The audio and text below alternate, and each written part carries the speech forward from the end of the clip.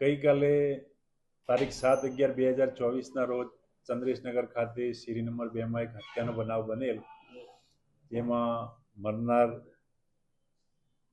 કમલેશભાઈ વિનોદભાઈ રાઠોડ હતો.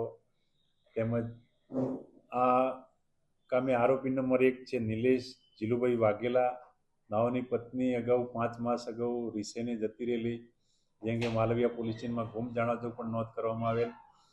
અને આ બાબતે મરનાર કમલેશ એની પત્ની બાબતે જાણતો હોય અને એ બાબતે આરોપી નંબર 1 નિલેશ જીલુભાઈ વાઘેલા તેમજ આરોપી નંબર 2 આશીષ ભરતભાઈ ટાંગ નાઓ ત્રણેય વચ્ચે બોલાચાલી થયેલ અને બોલાચાલી દરમિયાન પ્રાણઘાતક હથિયારો દ્વારા આ મરણ જનારને ઈજાઓ પહોંચાડી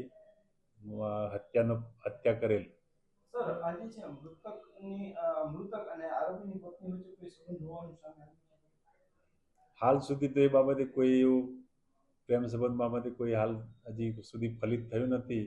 પણ આ બાબતે આરોપી એમ જણાવે છે કે મારી પત્ની વિશે જાણતો હતો કે ક્યાં હાલમાં છે. એ બાબતે આરોપી અગાઉ કઈ પ્લાન ઘડ્યો હતો? અને ના, અગાઉ આનો કોઈ પ્લાન નહીં. અને પૂછપરછ માટે મળેલા એના ઘરે અને આ હત્યાનો બનાવ બનેલ છે.